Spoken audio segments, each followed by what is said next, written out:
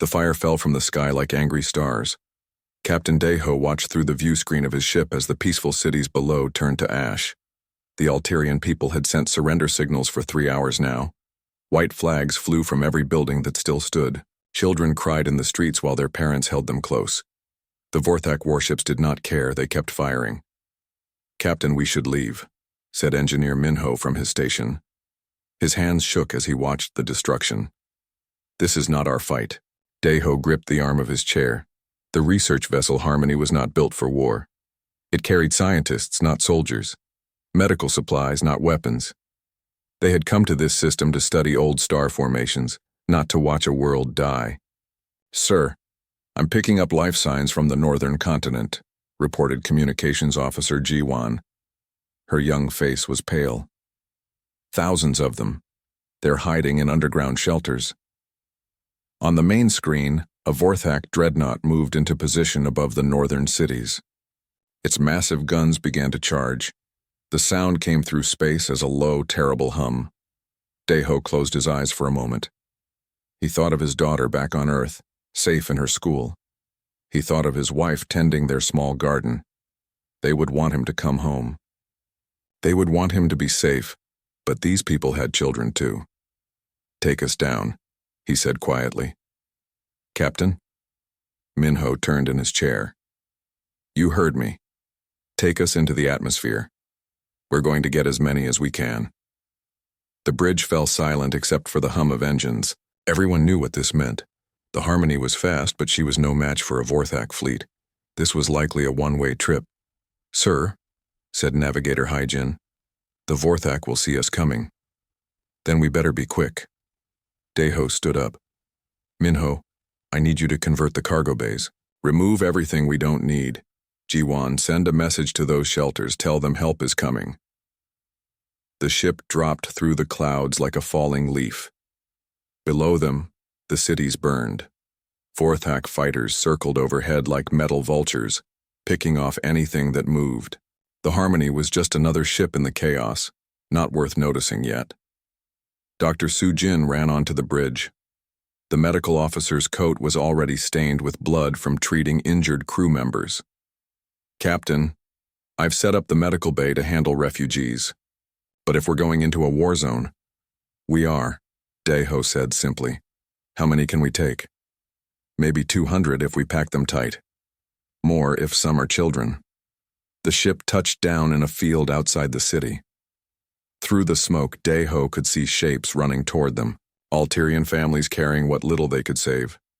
The aliens looked almost human, except for their blue-tinted skin and large eyes that seemed to hold all the sadness in the world. "Loading bay open," reported Minho. "First group coming aboard." Deho watched the screen as desperate families climbed into his ship. A mother carried a baby that couldn't be more than a few months old. An elderly male helped his injured friend walk up the ramp. Children clutched small toys, the only things they had left from their old lives. "Captain," Jiwan's voice was tight with fear. "Vorthak patrol ships incoming, 3 of them." The enemy vessels appeared on the horizon like dark birds of prey. They moved fast, their weapons already charging. Someone had finally noticed the rescue operation. "How long until everyone's aboard?" Deho asked.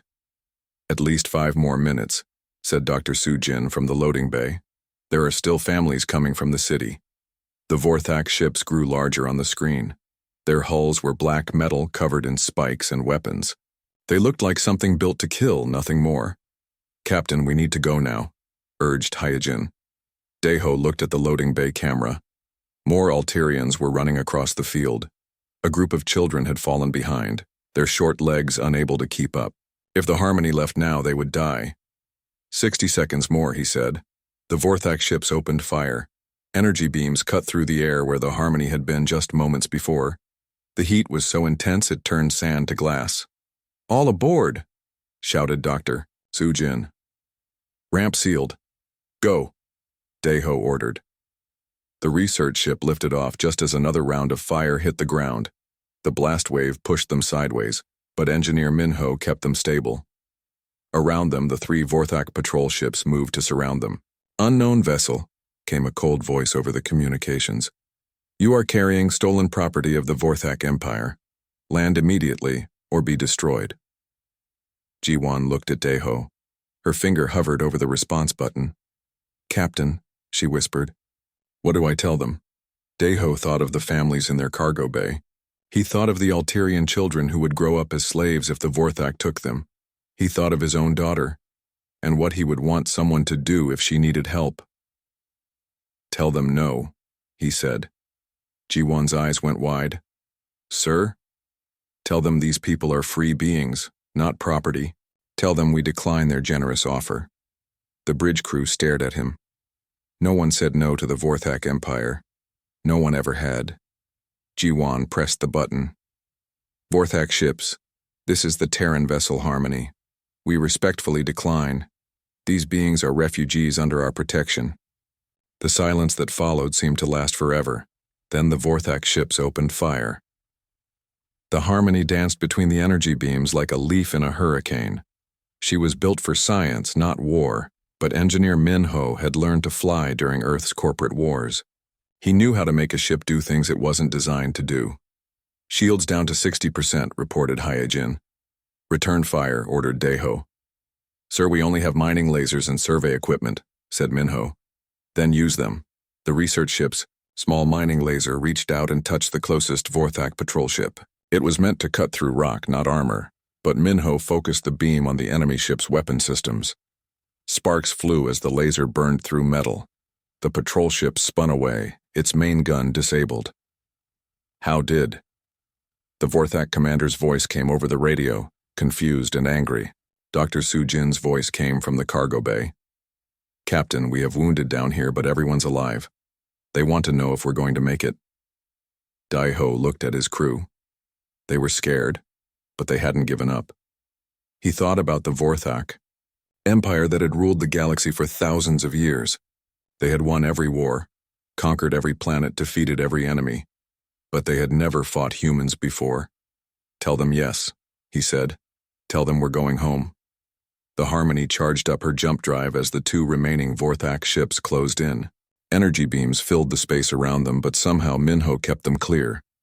Just as the enemy ships prepared to ram them, the Terran research vessel disappeared into hyperspace. Behind them, in the empty space where the Harmony had been, the Vorthak commander stared at his sensors in disbelief. For the first time in 1,000 years, someone had fought the Empire and lived to tell about it. And somewhere in the vast darkness of space, news of this impossible thing began to spread. Warlord Thane Vex stood before the great window of his command ship, staring into the empty space where the Terran vessel had been. His forearms were crossed behind his back, a sign that he was thinking deeply. The Vorthak had ruled the galaxy for 3,000 years. In all that time, no species had ever escaped from their ships until today. Report, he said without turning around. Commander Cole stepped forward, his metal boots clicking on the deck. The unknown ship jumped to hyperspace, sir. We lost all tracking signals. Impossible.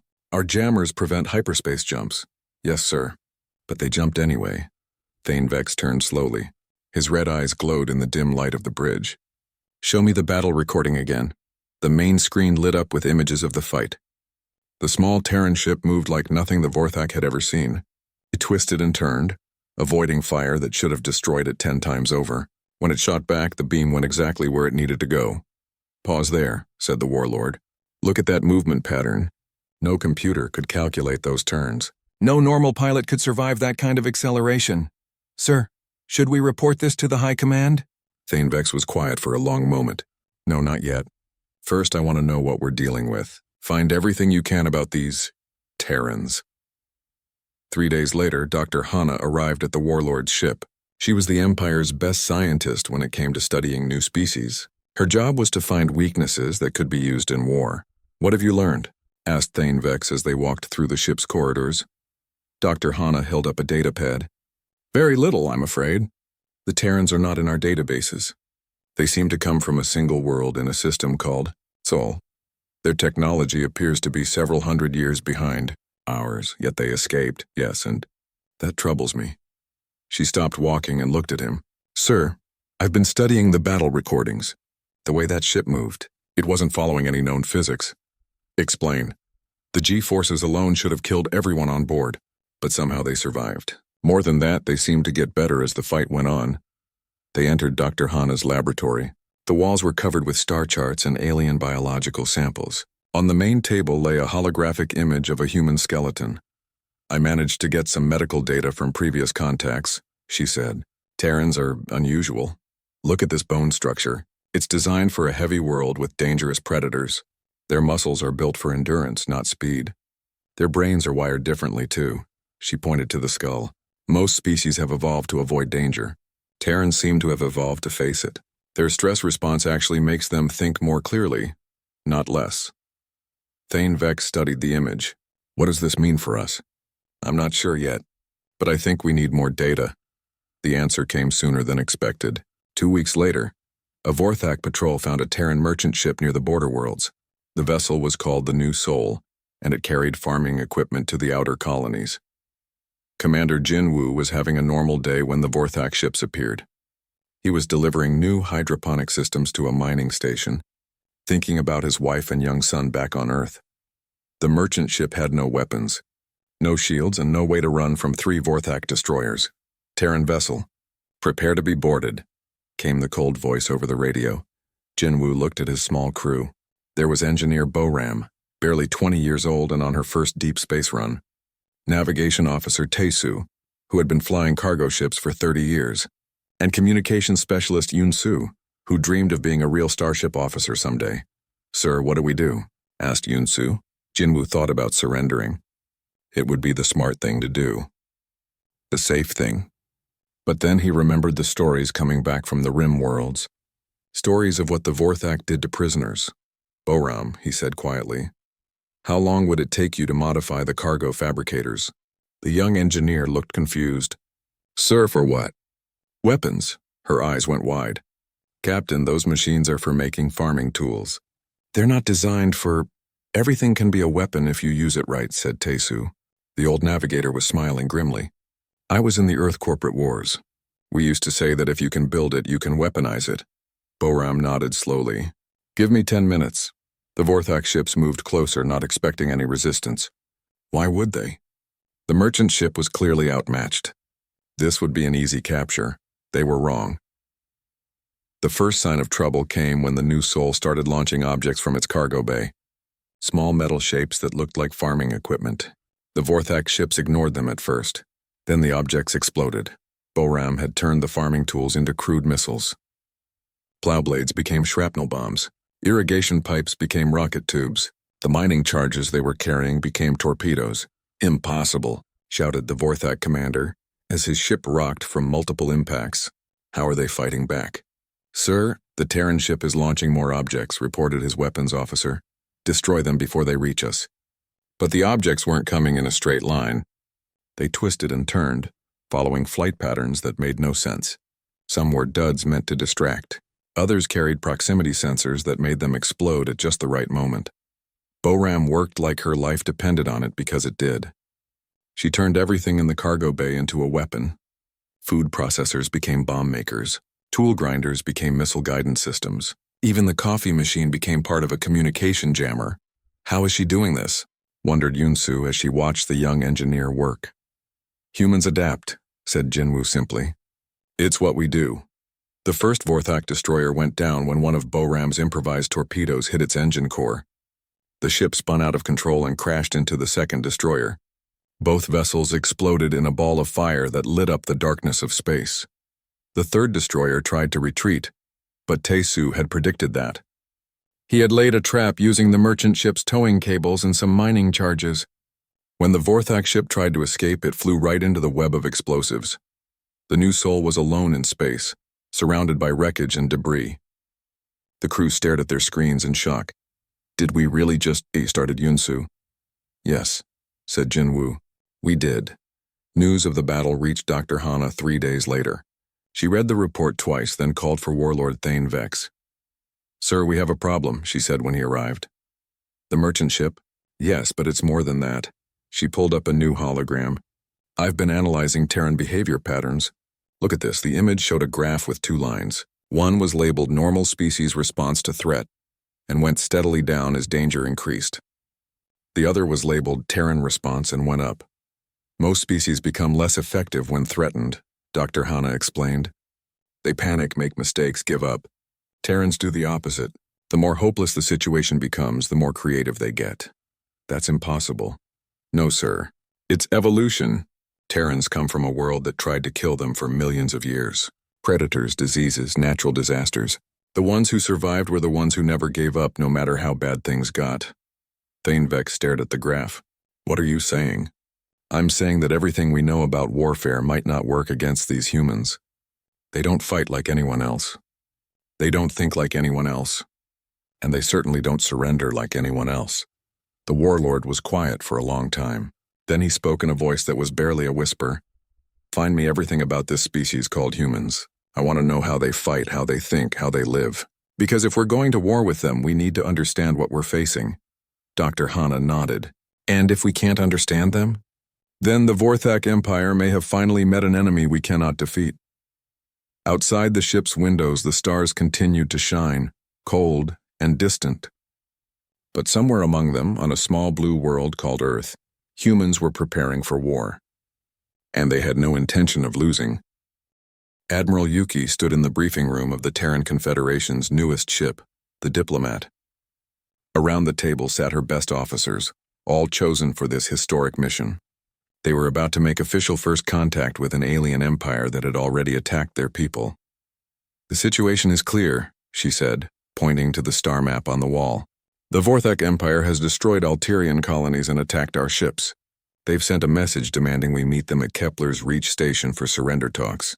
Surrender talks? Asked diplomatic aide Sang-ho. He was young for such an important mission, but he had studied alien cultures for years.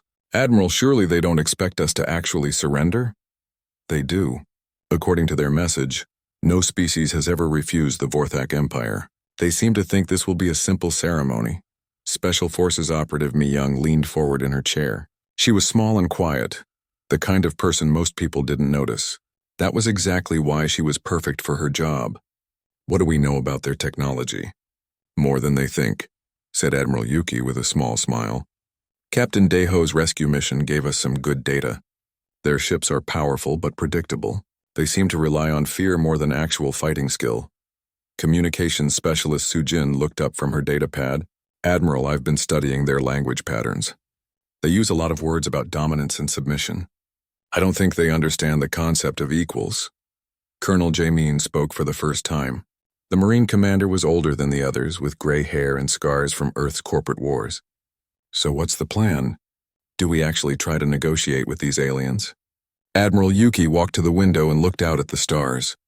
We're going to do something they won't expect. We're going to be polite. The meeting was held at Kepler's Reach, a neutral trading station in unclaimed space. The station was old and run down, built by traders who wanted a place to do business away from government control.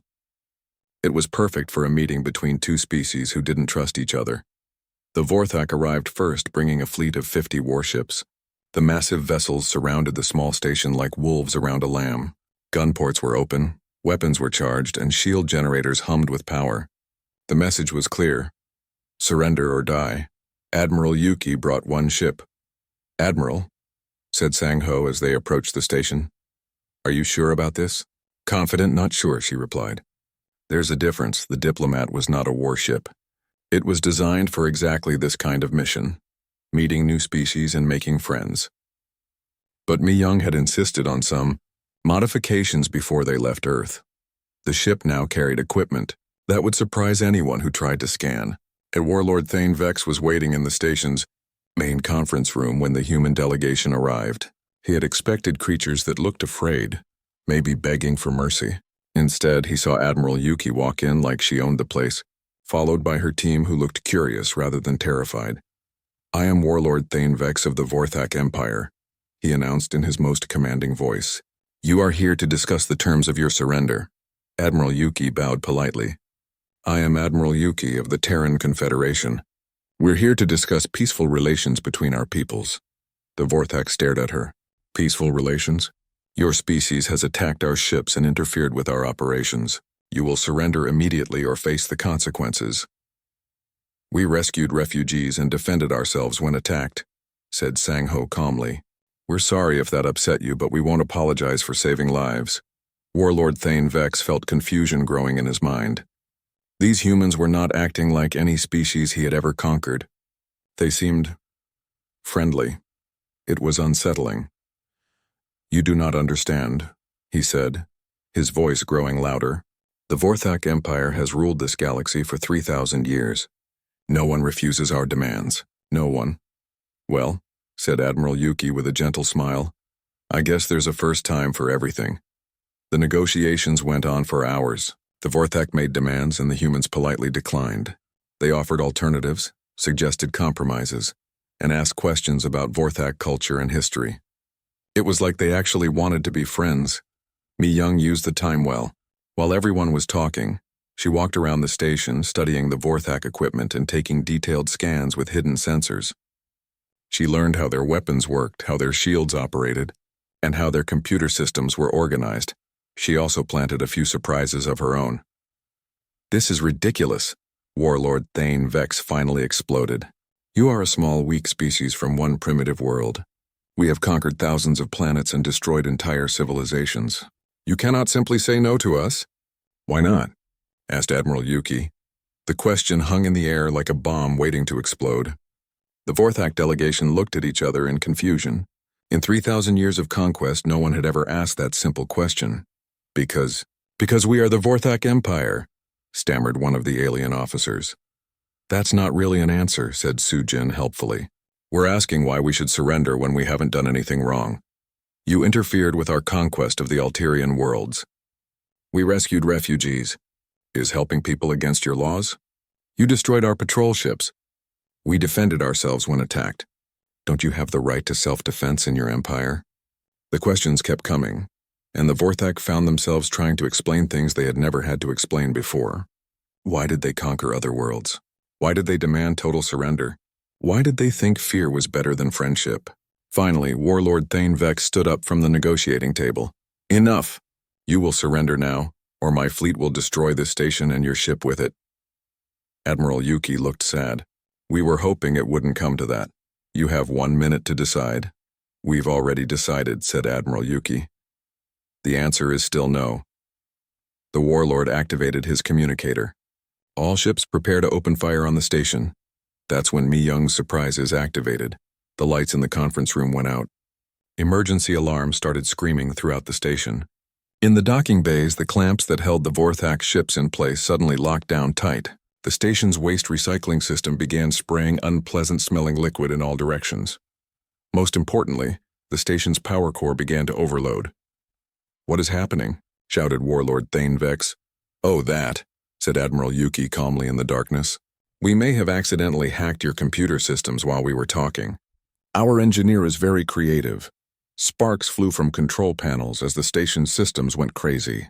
In the docking bays, Vorthak officers ran around trying to free their ships from the docking clamps that had turned into giant metal fists. Some ships managed to break free, only to find that their navigation systems were playing human music instead of showing star charts. The diplomat undocked smoothly and moved away from the station at maximum speed. Her engines had been enhanced with Terran modifications that made her much faster than she looked. "Admiral," called Sujin from the communication station, "the Vorthak fleet is trying to pursue us, but their formation is breaking apart.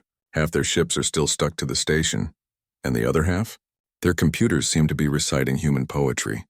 Something about roses being red and violets being blue." Admiral Yuki smiled. "Mi Young's work, I assume." The Special Forces operative appeared on the bridge looking very pleased with herself. "I may have uploaded a few cultural files to their database. They'll be learning about human art for weeks." Colonel Jamin shook his head in amazement. "You turned a space station into a weapon using poetry and waste recycling?" "And docking clamps," Mi Young added. "Don't forget the docking clamps." Behind them, Kepler's Reach station finally exploded in a ball of fire that lit up the darkness. The Vorthak ships that had been attached to it were thrown spinning into space, their crews screaming about humans and their impossible technology. "Sir," reported Sujin, "we're receiving a transmission from the Vorthak fleet." "Put it through." Warlord Thane Vex's face appeared on the screen. He looked angry, confused, and maybe a little frightened. "What are you?" "We're humans," said Admiral Yuki simply.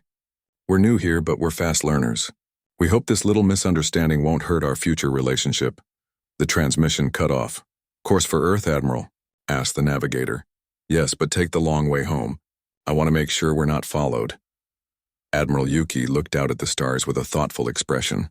"And send a message to Confederation Command. Tell them the Vorthak Empire is exactly as dangerous as we thought." "And?" asked Sang-Ho. "And they have no idea what they're dealing with." The diplomat disappeared into hyperspace, carrying with it complete intelligence on Vorthak fleet compositions, weapon systems, and tactical doctrines. More importantly, it carried proof that the mighty Vorthak Empire could be beaten by beings who refused to be afraid. War was coming, but the humans would be ready. Fleet Admiral Kyung-Soo stood in the war room beneath the Terran Confederation building, staring at the holographic display that showed the known galaxy. Red dots marked Vorthak-controlled systems, thousands of them, spreading across space like a disease. Blue dots showed human colonies, barely 24, clustered around Earth like children hiding behind their mother. "The numbers don't look good," said Defense Minister Park as she joined him at the display. "Numbers never tell the whole story," Kyung-Soo replied. David was outnumbered by Goliath too. Around the table sat the best military minds humanity had to offer. Admiral Yuki had returned from her diplomatic mission with complete intelligence on Vorthak capabilities. The news was both better and worse than expected. "Their ships are powerful but predictable," she reported. "They rely on overwhelming force and intimidation. They've never faced an enemy that could adapt quickly or think creatively." General Wonho leaned forward. "What about their numbers? Reports say they have over 10,000 warships." "They do. But most of those ships are spread across the galaxy, keeping conquered worlds in line. They can't pull them all together without risking rebellions." Captain So-Young spoke up from the end of the table. She commanded the experimental stealth frigate Ghost of Seoul, one of humanity's newest and most advanced ships. "What's our strategy? We can't fight them ship to ship and win." Fleet Admiral Kyung-Soo smiled grimly. "We're not going to fight their war. We're going to fight ours." The plan was simple in concept but complex in execution. Instead of massive fleet battles, the humans would use small, fast ships to attack Vorthak supply lines and communication networks. Instead of trying to hold territory, they would strike quickly and disappear. Instead of fighting fair, they would use every dirty trick in the book. "It's called asymmetric warfare," explained Kyung-Soo. "We make them fight on our terms, not theirs." Lieutenant Tae-hyun raised his hand. The young pilot had been chosen to lead the new fighter squadrons that would spearhead the attacks. "Sir, what if they target Earth directly?" "They will," said Kyung-Soo. "But they'll have to find us first." Chief Engineer Yoon-ji had been working on that problem for months. Her team had developed new stealth technology that could hide entire fleets from Vorthak sensors. More importantly, they had created adaptive weapon systems that could learn and evolve during combat. "The key is unpredictability," she explained to the assembled officers. "Every time they think they understand our technology, we change it. Every time they develop countermeasures, we adapt." The first strike came 3 weeks later. Captain So-Young's stealth frigate appeared without warning in the Proxima system, home to a major Vorthak supply depot. The enemy had no idea she was there until her missiles started exploding. "Impossible," shouted the Vorthak base commander, as his sensors showed destruction but no attacking ships. "Where are they?"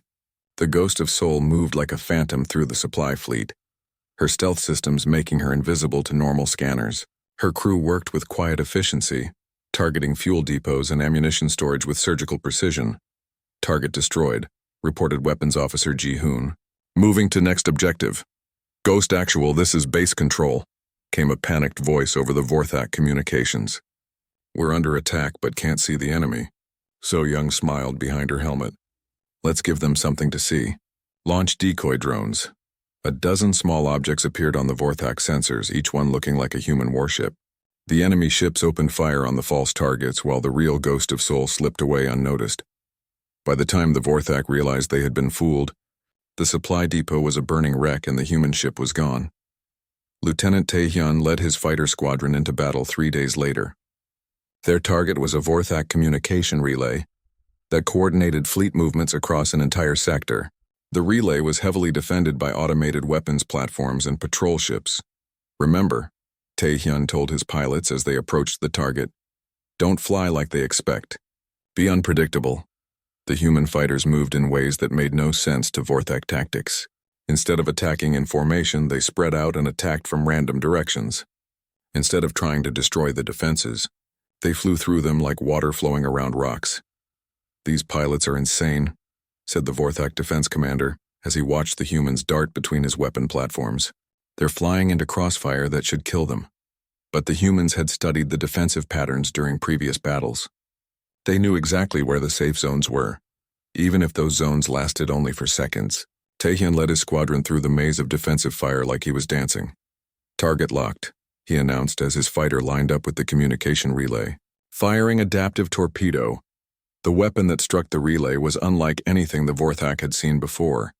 Instead of simply exploding, it analyzed the station's structure and changed its own design to cause maximum damage. The relay didn't just break, it collapsed in on itself like a house of cards. "All fighters, this is lead," Taehyun called to his squadron. "Mission accomplished.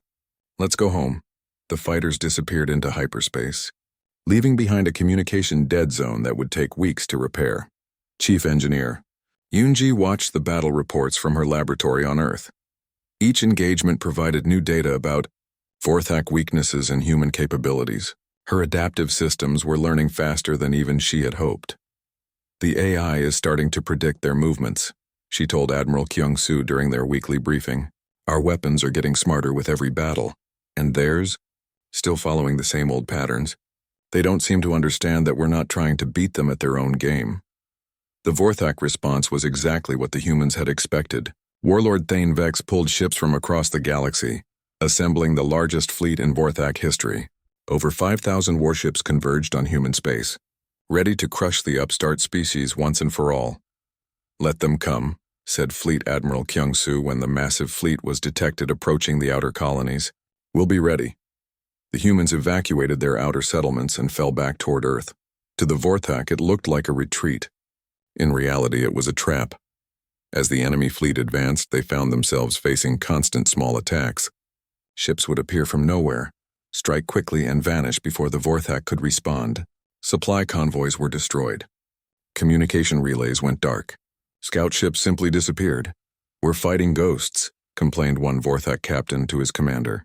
"How do we defeat an enemy we can't find?" The humans had turned space itself into a weapon. Asteroid fields became hiding places for ambush attacks. Nebulas concealed entire squadrons of fighters. Even empty space could be dangerous if you didn't know where the invisible ships were lurking. Lieutenant Taehyun's squadron had perfected the art of hit-and-run warfare. They would appear in the middle of a Vorthak formation, destroy several ships, then vanish before the enemy could target them. "It's like fighting smoke," said Pilot Haewon after another successful mission. "We're there, then we're not." "That's the idea," replied Taehyun. "Make them afraid of every shadow, every empty patch of space. Make them think we're everywhere at once." The psychological effect was devastating. Vorthak crews jumped at false sensor readings. They fired at their own shadows. Some ships even shot at each other by mistake, thinking they were under attack by invisible human vessels. Captain So-young took her stealth frigate deep into the heart of the Vorthak fleet and did something truly audacious. She hacked their communication system and started broadcasting human music on all military frequencies. "What is this noise?" demanded Warlord Thane Vex as his bridge filled with the sound of human rock music. "It appears to be some form of psychological warfare," reported his communications officer. "All our channels are compromised." But the music was more than just annoying. It carried a coded message to human resistance fighters throughout the galaxy. The signal told them that Earth was still fighting, still free, and still winning. On conquered worlds across the galaxy, alien slaves heard the music and began to hope. If the mighty Vorthak Empire could be confused and frustrated by a handful of humans, maybe freedom was possible after all. Chief Engineer Yoonji's adaptive weapons had evolved beyond her wildest dreams. They could now reprogram themselves during combat, changing from energy weapons to kinetic projectiles to electronic warfare tools in the space of seconds. "The Vorthak develop a defense," she explained to her team, "and our weapons adapt to beat it. They're fighting an enemy that gets stronger every time they shoot at it." The war had become a nightmare for the Vorthak Empire. They were used to enemies that stood and fought, that could be beaten through superior numbers and firepower. The humans refused to cooperate with that plan.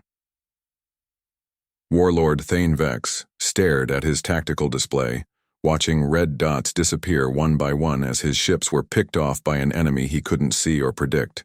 For the first time in his long military career, he was afraid. "Sir," said his aide carefully, "perhaps we should consider a strategic withdrawal." Withdrawal? The word tasted like poison in the warlord's mouth. "The Vorthak Empire does not retreat. Then what do we do?" Thane Vex looked out at the stars where human ships lurked in the darkness, waiting to strike. The largest fleet in galactic history gathered at the edge of human space. Warlord Thane Vex had called in every favor, pulled ships from every corner of the Vorthak Empire, and assembled over 10,000 warships for this final battle. The fleet stretched across space like a metal cloud, so vast that it blocked out entire starfields. "This ends today," he announced to his assembled commanders. "The humans have made fools of us long enough. We will crush their home system and end this embarrassment once and for all." At New Busan Station, humanity's largest space fortress, President Dong Wook stood in the command center, watching the enemy fleet approach. The readings were almost impossible to believe. More ships than had ever been assembled in one place, carrying enough firepower to destroy entire worlds. "Sir," said his aide quietly, "perhaps we should consider evacuation." "No," said the president firmly. "This is where we make our stand." Admiral Yuki commanded the human defense fleet from the bridge of her flagship, the heavy cruiser Soul's Pride. Around her, the bridge crew worked with calm efficiency, despite the impossible odds they faced. Through the view screen, she could see the approaching Vorthak armada growing larger by the hour. "Admiral," reported Communications Officer Ye Jin, "we're receiving signals from across human space. Every ship that can fly is coming to help." "How many?" asked Admiral Yuki. "All of them." What the Vorthak scouts saw as they approached New Busan Station defied their understanding of warfare. Instead of the few hundred warships they expected, they found thousands of human vessels converging on the system. But these weren't all military ships. Cargo vessels flew alongside destroyers. Luxury liners had been converted into makeshift carriers. Mining ships bristled with improvised weapons. Even small pleasure craft had joined the fleet, their hulls painted with messages of defiance. Captain Hyunwoo stood on the bridge of the battleship Incheon's Pride, watching the mixed fleet assemble around him. To his left flew a converted passenger liner carrying fighters in what used to be dining rooms. To his right, a mining barge had turned its ore processors into kinetic weapons. "Sir," said his weapons officer, "this is madness. Half these ships aren't even military." "No," said Hyunwoo, watching a small family yacht take position in the battle line. "This is humanity." The battle began at dawn, ship's time. The Vorthak fleet advanced in perfect formation, their massive dreadnoughts leading the way like spear points. Energy beams reached across space, lighting up the darkness with deadly fire. The human fleet met them with chaos. There was no formation, no grand strategy, no coordinated battle plan. Each ship fought its own way, using weapons and tactics that made no sense to the ordered Vorthak mind. A luxury liner would ram a destroyer while launching fighters from its swimming pool. A cargo ship would use its loading cranes to grab enemy vessels and hold them for other ships to destroy. "What are they doing?" demanded Warlord Thane Vex as he watched the battle unfold. "This isn't warfare, it's madness." But the madness was working. For every human ship destroyed, 2 Vorthak vessels were damaged or disabled. The humans fought like they had nothing to lose and everything to gain. Lieutenant Taehyun led his fighter squadron through the massive battle, his small craft darting between capital ships like insects around giants. His pilots had long since stopped following normal attack patterns. Instead, they followed their instincts, striking where the enemy was weakest and disappearing before they could be caught. "All fighters, this is Lead," he called over the radio. "Remember, we're not trying to win a fair fight. We're trying to save our home." A Vorthak battlecruiser loomed ahead, its weapons tracking his fighter. Taehyun should have turned away, but instead he flew straight at it. At the last second, he fired his missiles and pulled up, the massive ship's hull rushing past just meters below. The missiles struck the ship's bridge and the battlecruiser began to drift, its command crew dead. Captain So Young brought her stealth frigate Ghost of Soul through the battle like a vengeful spirit. Her ship appeared and disappeared among the larger vessels, striking at enemy commanders and communication systems. The Vorthak fleet began to lose coordination as their command structure fell apart. "Target the flagship," she ordered her crew. "If we can take out their supreme commander, the rest might surrender." "Captain," warned her navigation officer, "that ship has 1,000 escorts." "Then we'll have to be creative." The Ghost of Soul slipped through the enemy formation using debris and energy discharges to mask her approach. When she was close enough, she fired a spread of adaptive torpedoes that changed course multiple times. Confusing the defensive systems, the weapons struck Warlord Thane Vex's command ship, but the massive vessel's shields held. However, the attack had a different effect. It made the Warlord angry enough to make a fatal mistake. "All ships concentrate fire on that stealth vessel," he ordered. "Destroy it at any cost." The order pulled hundreds of Vorthak ships out of position as they chased the Ghost of Soul through the battlefield.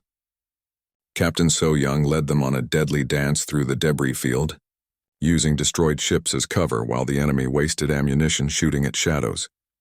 Meanwhile, the real battle was being decided by ordinary humans doing extraordinary things.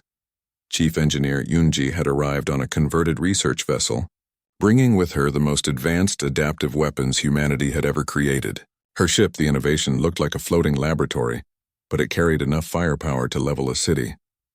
"Target that dreadnought," she ordered her crew. "Let's show them what human engineering can do."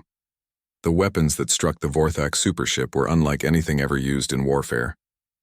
They analyzed the target structure in milliseconds, then reconfigured themselves to exploit its weaknesses.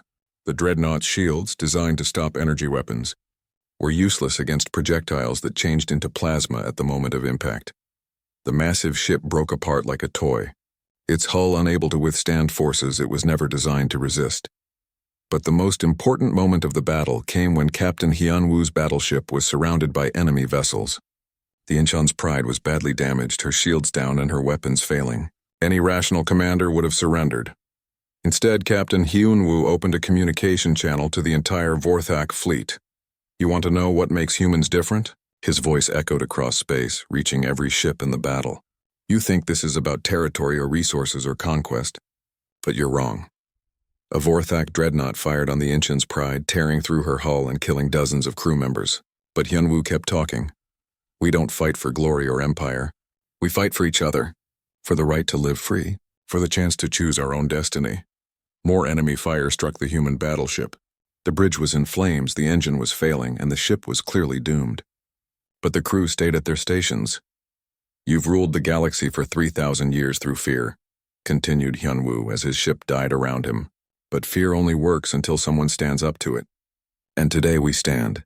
The Incheon's Pride turned toward the Vorthak flagship and fired her engines one last time. The dying battleship accelerated directly at Warlord Thane Vex's command vessel, her remaining crew singing an old human song about courage and sacrifice. The collision destroyed both ships in a ball of fire that could be seen across the system. Communications Officer. Yejin's voice came over every radio in the fleet, human and Vorthak alike. She spoke quietly, but her words carried across space like thunder. "This is Earth calling. My name is Yejin, and I want you to know something about the humans you're fighting. We come from a small world that tried to kill us for millions of years.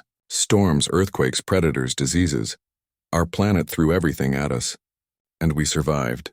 The battle continued around her words, but somehow both sides were listening. "We learned something from all that suffering. We learned that the only way to survive is to help each other. When one of us falls, the rest of us carry them. When one of us is in danger, we all share the risk." A Vorthak cruiser exploded nearby, its wreckage spinning past the human command ship. "You fight because you're ordered to. We fight because we choose to. You conquer others to make yourselves feel strong. We protect others because it makes us human." On ships throughout the fleet, alien soldiers began to lower their weapons. Some had never heard words like these before. Words about choice and freedom and protecting the weak. "The galaxy doesn't have to be ruled by fear," Yejin continued. "It can be a place where different species work together, where no one has to bow to anyone else, where children can grow up free." Warlord Thane Vex was dead, killed when Captain Hyunwoo's ship crashed into his flagship. Without their supreme commander, the Vorthak fleet began to fall apart. Some ships retreated, others surrendered, and a few even switched sides. Admiral Yuki watched from the bridge of her ship as the enemy formation collapsed. All ships cease fire, accept surrenders and offer aid to damaged vessels. Even the enemy ships? Asked her weapons officer. Especially the enemy ships. That's what makes us different. As the last shots of the battle echoed across space, something unprecedented happened. The human fleet began rescuing survivors from both sides, treating Vorthak wounded alongside their own people. Admiral Yuki opened a channel to the entire system.